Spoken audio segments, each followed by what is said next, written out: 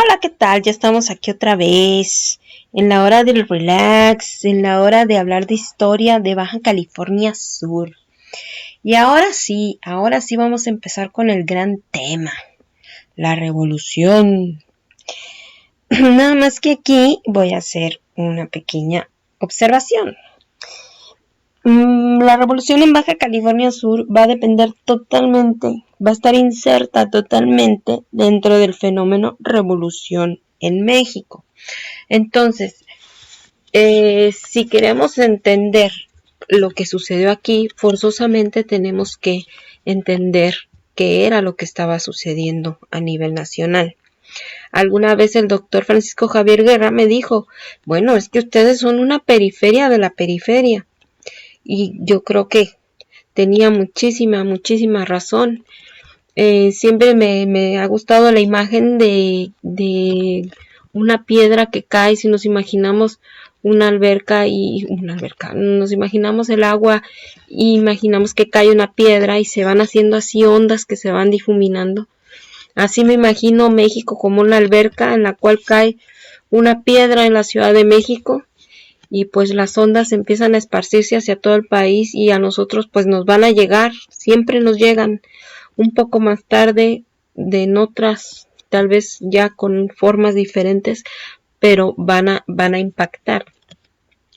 Entonces, pues el día de hoy en realidad pues aunque ya yo sé que es un tema muy visto y que pues casi todo el mundo sabe todo sobre la revolución, es obligado que yo marque cuáles son los puntos claves dentro del proceso de la revolución para poder ir después en las siguientes ocasiones ir insertando los hechos locales dentro de lo que iba pasando a nivel nacional.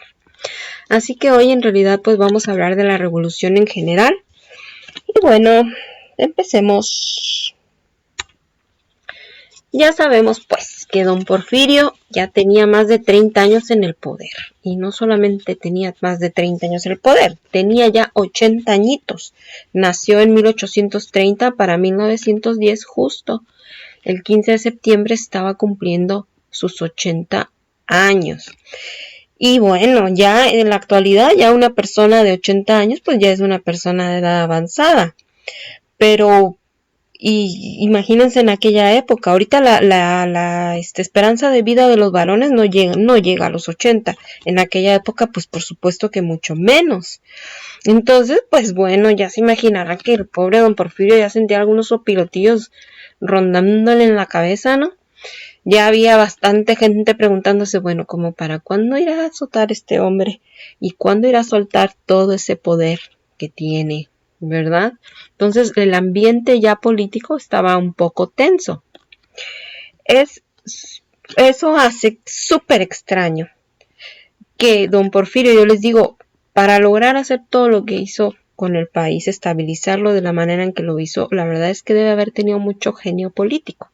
Entonces, pues sí, es como que muy extraño que don Porfirio, bajo esta tensión y estas circunstancias políticas que se vivían, pues no se le va ocurriendo ir a Estados Unidos. Le hicieron una entrevista, famosísima la entrevista, se llama la entrevista de Screamman, y no va soltando el hombre ahí, pues que dice que ya no va, que ya, porque iba a haber elecciones, no tenía que haber elecciones en 1910, y no va diciendo el hombre que ya no se va a reelegir. Él piensa que ya, fíjense nomás, y luego ahí medio cínico el asunto, porque pues dice que ya está maduro México, que ya los mexicanos ya como si hubieran sido niños y ahora ya estuvieran grandes y ya pudieran escoger ellos libremente a sus autoridades. Háganme favor. Y dice que no, que él ni siquiera va a participar en las elecciones. Y y que va a dejar que libremente escojan. O sea, pues si hubiera dicho eso 10 años antes, pues a lo mejor se la creí, nadie se lo creía, iba a decir, ay, don Porfirio. Pero pues ya bajo esas circunstancias, pues no faltó pues el que sí se lo creyera, ¿no? Entonces, así tenemos pues que se alborotó el gallinero, ¿no? Pero pues uno de los más destacados, ¿no?, personajes que se creyó todo este asunto fue un rico, uno de los más ricos, de las familias más ricas del país, era la familia Madero. Y pues ahí vivía el pequeño Maderillo, ¿no? Y este Madero pues se creyó realmente que don Porfirio ya estaba considerando, ¿no?, la posibilidad, que pues en realidad no hubiera sido tan ilógico, ¿no? O sea, finalmente, a final de cuentas, el mayor error político de don Porfirio fue precisamente ese, no haber generado un mecanismo de sucesión presidencial, un mecanismo que hubiera permitido pasar el poder sin que se hiciera la rebatinga, dicho de otra manera. Bueno, el caso es que Madero se cree el asunto y bueno, era un chico rico que había visitado y seguramente bien intencionado, pues había visitado Europa, había viajado a Europa, había viajado a Estados Unidos, y él pues veía ya la cuestión de la política muy diferente, la participación política era muy diferente, ¿no? Entonces él consideraba verdaderamente que lo que México necesitaba, Madero pensaba que México necesitaba era democracia, porque por otra parte Madero reconocía los logros del porfirismo. Y yo creo que los respetaba. Vamos a comentar también esto más adelante, porque hizo un libro incluso donde explica esto y reconoce toda la labor administrativa y económica del porfirismo. Lo único que finalmente juzgaba pues era la falta absoluta de democracia. Y pues como él veía que eso funcionaba bien en otros lados, pues él creía que gracias a la democracia la gente que tenía menos o que la gente que no se veía favorecida dentro del régimen, la causa era que no tenían voz política, ¿ok? O sea, era reconocido la de Madero, y aquí hablo, bueno, pues de buenas intenciones, aunque eso es difícil de juzgar al final de cuentas, pero sí hay registros de que finalmente, aunque eran grandes hacendados los Madero, sí Madero se preocupaba por tener un trato un poco más humano hacia sus trabajadores, preocuparse un poco por las condiciones de vida de sus trabajadores, pero pues tampoco se puso a repartir tierras ni en realidad no quería romper con el orden, ¿no? Quería mejorar las condiciones y quería que la gente pudiera tener más vías políticas, pero no quería romper. Por eso podemos decir que finalmente Madero no buscaba una revolución, bajo el entendido de que revolución es si define revolución como un cambio de estructuras, un romper con algo y construir algo nuevo, pues no era la intención finalmente de Madero. Y pues ahorita vamos a comentar cómo esto queda muy claro pues en su vida y en su muerte. Bueno, el caso es que empezó, una cosa muy interesante que a mí se me hace es que Madero tal vez haya sido de los primeros que hizo campaña política. Y se agarra el hombre, ¿no?, viajando, pues por tren, irónicamente los trenes que había hecho Porfirio Díaz, pues se agarra viajando por tren y visitando, tal vez por primera vez, muchas regiones, sobre todo el sur. De hecho fue a conocer otro México, totalmente. La situación de los trabajadores, la vida del sur no era, aunque eran peones, no eran las mismas situaciones y condiciones de las que se vivían en el norte. Entonces ahí apenas Madero fue a tener contacto con estas realidades. Y pues empezó. Al inicio Porfirio Díaz pues como que no hizo mucho caso, ¿no? Resulta que, bueno, finalmente, ¿y qué pasó con esto de que Porfirio Díaz no iba a participar? Pues, ¿cómo creen? Pues claro que participó. Pues resulta que en aquella época no había partidos políticos, había clubs. Y había un club que se llamaba, ¿cómo creen que se llamaba ustedes ese club? Se llamaba el Club Porfirio Díaz. Y pues no, le lloraron y le dijeron, no, por favor, don Porfirio, no nos abandone. ¿Cómo que no va a participar? ¿Cómo que nos va a dejar solos? Lo necesitamos, don Porfirio. Y pues el otro, ay, ok, está bien. atender esos llamados, ¿no? Y se lanza nuevamente como candidato. Entonces, pues les digo, al inicio no le hizo mucho caso al Madero. Y cuando ya se iban acercando las elecciones y ya como que lo vio muy revoltosillo Madero, pues nada, que lo mandó a encarcelar, ¿no? Y se olvidó del asunto. Y pues se reelige don Porfirio. Bueno, pero ya sabemos, ¿no? Madero finalmente termina huyendo. Se reelige Díaz, pero Madero huye del encierro y pues se va a Estados Unidos y desde allá se le ocurre, ¿no? Bien acá, bien estratega él, no se le ocurre pues decir fecha y una cosa así, pero para que quede claro. El 20 de noviembre a tal hora, que no me acuerdo qué hora era, las 4, las 5, las 6, no sé, pero a esa hora en punto nos va todos, llamo a que todos nos levantemos en armas, ¿no? Pues ya se imaginarán quién era el que estaba más listo, más puesto que un calcetín el 20 de noviembre, de hecho desde antes, ¿no? Un día antes empezó la represión por parte del gobierno de Díaz. Bueno, pero el caso es que finalmente un gobierno que había durado más de 30 años en el poder, pues de que Madero llama al levantamiento, a que Porfirio Díaz tiene que renunciar, pues pasan escasos 6 meses, ¿no? Así que el 25 de mayo de 1911 finalmente Porfirio Díaz renuncia y ahí va muy triste él, tiene que irse del país, ¿no? Se va a Europa, pues allá lo reciben adeptos, ¿no? Llega a Europa en junio, se pasea, va a Egipto, va para allá, va para acá, dicen que de todos modos siempre, y seguramente sí, ¿no? Ya con una tristeza que no lo va a abandonar, pues ya son los últimos años de su vida, pues se pasea, pero se queda con la gana siempre de regresar a su tierra, de volver a comer tamales de Oaxaca, muere, y pues es enterrado allá en Europa, específicamente, y lo pueden visitar cuando en el cementerio de Montparnasse en París, Francia. Bueno, el caso es que acá en México se reorganizan las cosas. Primero queda un presidente interino y luego finalmente para que se organicen las elecciones y ya va a quedar, ¿no? Fíjense nada más curioso, con el 99.27% de las votaciones es electo Francisco I. Madero.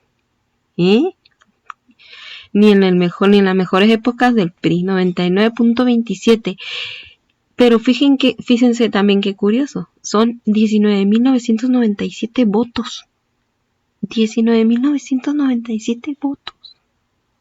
O sea, probablemente no haya habido en el país 10 millones de habitantes, pero aún así del porcentaje, pues en realidad es bien poquita la población que votó. Bueno, finalmente, pero eso sería como reflexión para otro momento. El 6 de noviembre de 1911 va a tomar posesión don Francisco I. Madero, ¿no? Bueno, yo les dije que Madero era una persona de instituciones en realidad.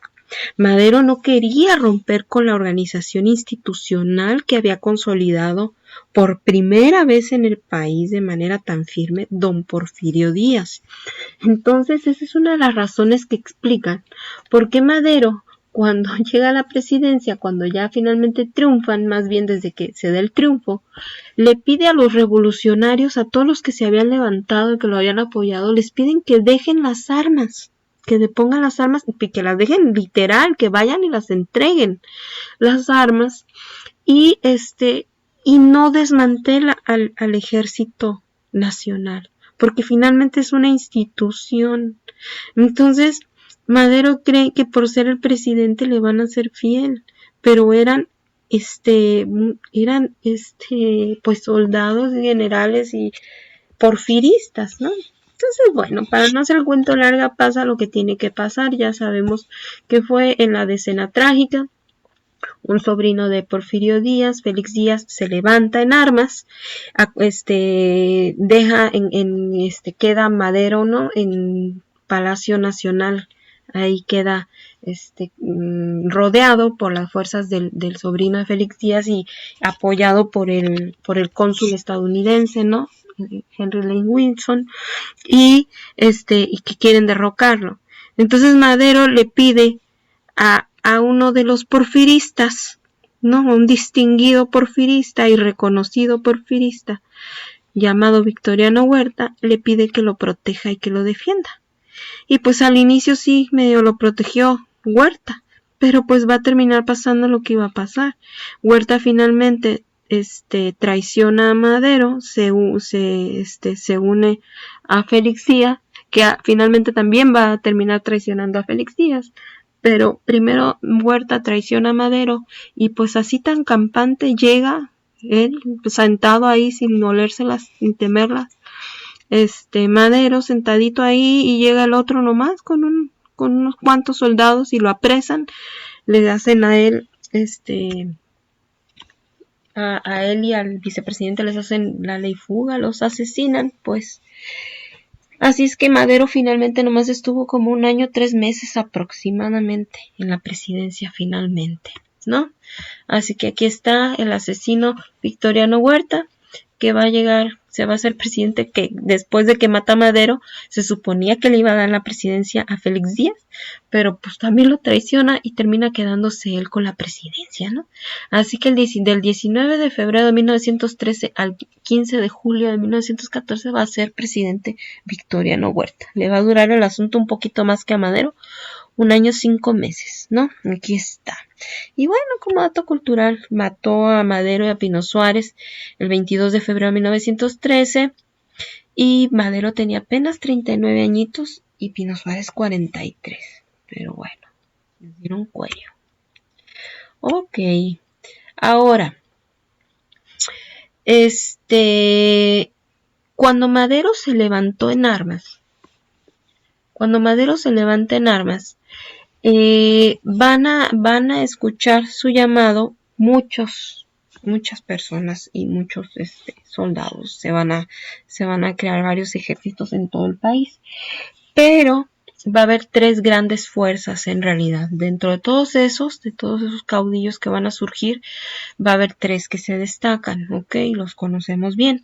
Son Pancho Villa, don Doroteo Arango, conocido como Pancho Villa, y en el norte, Emiliano Zapata, en el sur, y después vamos a tener, cuando ya se matan a Madero, vamos a tener el levantamiento de Venustiano Carranza también, ¿ok?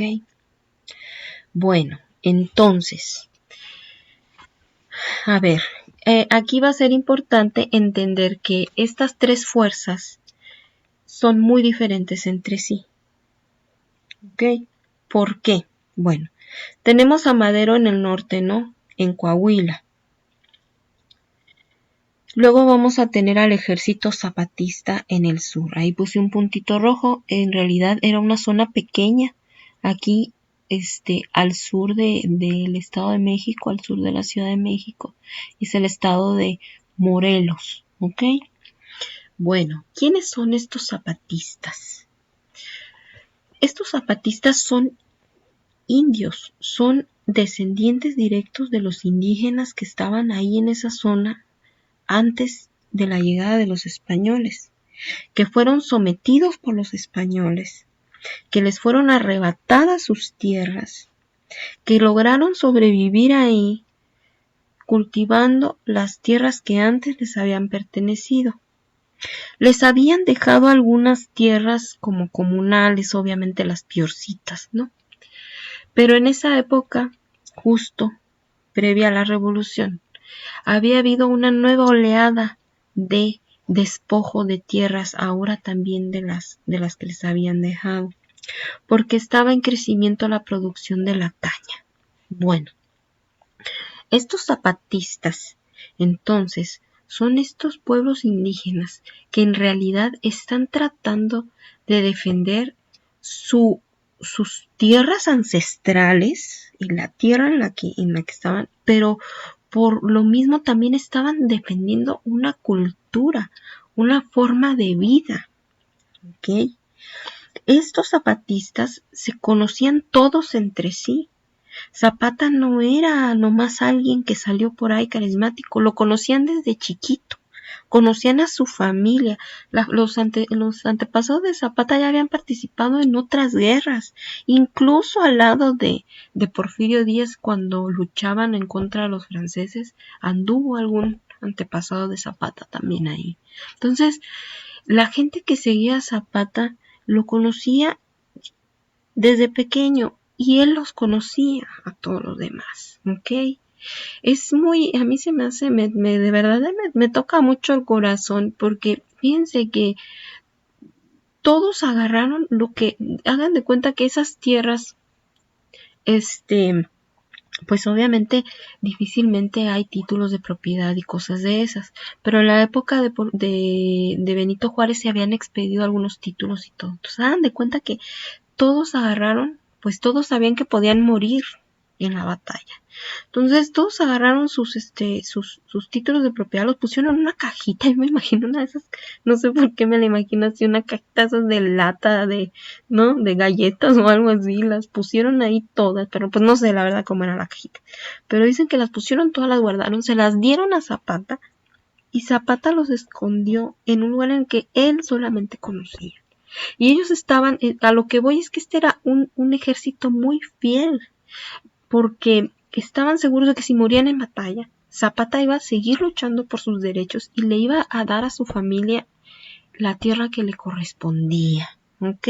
Entonces, las fortalezas del ejército de Zapata es que es un ejército muy unido, muy leal.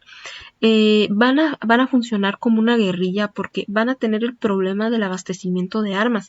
Las armas no se producen en México, las armas siempre dependieron del abastecimiento que venía de Estados Unidos y ellos son los que están en una zona más difícil. Muchas veces lo que hacían era robar las bodegas de armas del mismo gobierno y con sus propias armas iban y los atacaban. Entonces, va a ser un ejército pequeño, va a ser un ejército muy leal, va a ser un ejército que va a funcionar como una especie de guerrilla. En la mayor parte de los casos no tomaron lugares, sino que iban, atacaban y se escondían, apoyados por toda la comunidad indígena que los alimentaba y que los escondía y güey. Entonces, así es el ejército zapatista. Ahora, en el norte tenemos otro ejército mucho más grande, que va a ser el de los Dorados de Villa, ¿no? El ejército villista. Y aquí es importante entender que hay una gran diferencia con respecto a estos dos ejércitos, ¿ok? Tal vez aquí, en estos dos ejércitos es en donde más pudiera llegar a haber confusión, pero son muy diferentes. El ejército de Villa estaba compuesto también por peones que trabajaban en las haciendas, pero estos peones nunca habían sido dueños de esa tierra, ¿ok? Eran gentes que habían llegado. Recuerden que el norte, cuando llegaron los españoles, todo el norte estaba ocupado por indígenas cazadores recolectores y esos pues casi la mayor parte pues desapareció, ¿ok? Entonces nunca habían sido, y llegaron oleadas después de otras personas, de otros peones que llegaron a trabajar, pero nunca habían sido dueños de esa tierra. Sin embargo, pues Pancho Villa decía, pero bueno, o sea, ¿cómo es posible? Lo que ellos decían era, es que si la tierra se distribuyera de manera equitativa, todos podríamos tener suficiente para comer y para vivir bien. Y de hecho eso es lo que Villa le prometía a sus muchachitos, que les iba a dar un ranchito con sus vaquitas para que tuviera cada quien una forma decente de vida, ¿no? Y segura de vida. ¿Y por qué decía esto don Pancho Villa? Pues porque toda Chihuahua, que es yo creo uno de los estados más grandes, si no es que el más grande del país, le pertenecía a una sola familia. ¿Ok? O sea, es que estamos hablando también de que la desigualdad era monstruosa. O sea, una sola familia, no es decir, hay 5, 10, 20, no. Toda Chihuahua era prácticamente de la familia Terrazas. Entonces, ahora sí que como dicen, los Terrazas no son de Chihuahua, sino que Chihuahua es de los Terrazas. Entonces, lo que este ejército, es un ejército sí leal, sí es un ejército que lucha bajo la promesa y de que va a recibir, ¿no? Tierras, y que le tienen un gran respeto a Villa, pero también le tienen temor, por supuesto, porque también Villa pues era inflexible, ¿no? A la hora de poner disciplina. Entonces, es un ejército pues campesino que está luchando por un ideal finalmente y por buscarse ante la esperanza de una vida mejor. Ahora, el que sí es muy diferente es el tercer ejército, ¿ok? Cuando Huerta llega a la presidencia, ¿no? Mata a Madero y llega a la presidencia, les va a mandar una cartita a todos los gobernadores. Les va a decir, ¿qué onda? Ya llegué, ya estoy aquí. ¿Conmigo o contra mí? ¿No? Y pues la mayoría de los gobernadores le dijeron, pues no está bien y no me gustaría, pero pues ni modo, me aguanto, acepto. Los únicos que dijeron, no te aceptamos, no te reconocemos porque eres un usurpador, un asesino, fue Coahuila, ¿ok? Encabezados por Carranza. Entonces, sin embargo, el ejército de Carranza se va a aliar con Sonora y Sinaloa y va a nutrir su ejército más bien de esta zona de acá del noroeste, ¿ok? Y recuerden, aquí una de las cosas que van a tener aquí importantes es la comunicación con Estados Unidos. O sea, Villa llevaba ganado, agarraba ganado de Chihuahua, lo vendía y lo cambiaba por armas. Y estos también se dedicaron a hacer negocios acá para establecer el flujo de provisiones y sobre todo de armas de Estados Unidos. Entonces, el ejército, pues, Carranza es de Coahuila y su ejército pues está nutrido por los sonorenses. Ahora, aquí hay una gran diferencia. El ejército de Carranza es un ejército pues finalmente que recibe una paga, ¿ok? Mercenario, digamos. Es un ejército más institucional. De cierta manera podemos decir que el que más se parece en realidad a Madero pues es Carranza, de cierta manera. ¿Por qué? Porque él es el que va más por la onda de las instituciones, ¿ok? Entonces, bajo este entendido, es un ejército, pues, que pretende ser más profesional con una paga, ¿no? Y obviamente, todos sus pros y sus contras. El de Zapata a lo mejor era muy leal, pero era pequeño. El de Carranza va a ser menos leal porque, obvio, si tú estás ahí por paga, si no recibes la paga, pues ¿no? Entonces es menos leal, pero también es más numeroso, ¿ok? Entonces sí hay que entender, pues, que las realidades de México eran muy diversas y tan diversas eran estas realidades, tan diversos fueron las fuerzas que se levantaron. Bueno, entonces es la cosa que llega Huerta, asesina cobardemente a Madero y se vuelven a levantar se dan estos movimientos armados en el país. Y al inicio, pues todos amiguis. ¿Por qué? Porque matan a Madero y entonces solo hay un objetivo. Primer objetivo de los tres. Caminar hacia la Ciudad de México, marchar hacia la Ciudad de México para atacar y acabar con el enemigo en común, que era Victoriano Huerta. Y ahí, pues no es tanta bronca. El problema, ya se irán imaginando, es cuando ya Huerta no esté. ¿Ok? Se va a venir otro periodo de la historia que se conoce como la lucha de facciones. Y las facciones son estas, los diferentes ejércitos. ¿Ok? Pero ahorita todos somos amigos y vamos a caminar hacia la Ciudad de México para quitar a Huerta. La caída de Huerta pues era crónica de una muerte anunciada, estamos de acuerdo. Ahora, conforme la tensión empieza a crecer conforme se van acercando a la Ciudad de México, porque empezó a convertirse como en una carrera empezó a resultar importante saber quién va a llegar primero, ¿no? Conforme se iban y se iban acercando, quién va a llegar primero.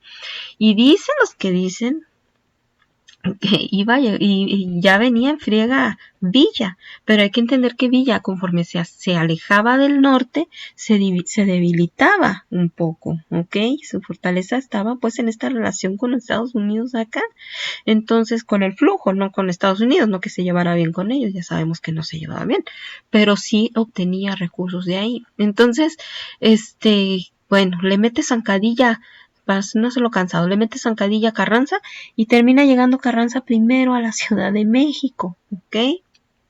Entonces, pues ahí está, Carranza, ¿no? Llega, yo les gané. Llegué a la Ciudad de México primero y obviamente pues ya Huerta tiene que salir huyendo del país y bueno, el caso que llegan, ¿no? Le llegan despuesito, pues Zapata y Villa llegan también a la Ciudad de México y toma la que se encuentran con la novedad de que Carranza ya se había hecho del poder. Hay que decir aquí, de los tres, el único que tenía ambiciones o que tenía una proyección de convertirse en presidente de la República, pues era Carranza. Entonces, cuando llegan Villa y Zapata, pues así se quedaron. Excuse me, disculpe. O sea, ¿cómo? Ya se encontraron a Carranza ahí establecido. Y pues primero fue la sorpresa y después el enojo. Por supuesto, le dijeron, oye, pero discúlpame, pero perdóname. Nosotros también luchamos, nosotros también arriesgamos la vida, hemos dejado la vida, la sangre y todo aquí, así que como que tú nomás de repente. Entonces, aquí lo justo es que nos juntemos los tres ejércitos y que votemos ahora sí, ¿no? Todo esto civilizadamente y que decidamos quién va a gobernar, o sea, porque si no, porque tú, ¿ok?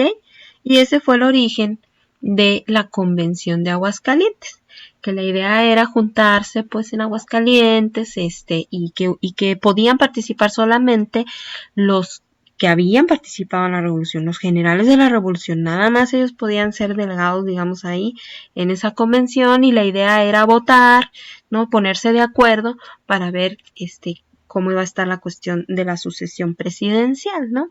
Bueno, pues no por nada existe el verbo carrancear, ¿no? En el diccionario, existe totalmente. Carranza hizo lo que pudo, o sea, se paró de cabeza, trató de evitar que entraran los villistas, ya sabrán, o sea, él quiso por todas, porque obviamente pues temía el mayoriteo, ¿no?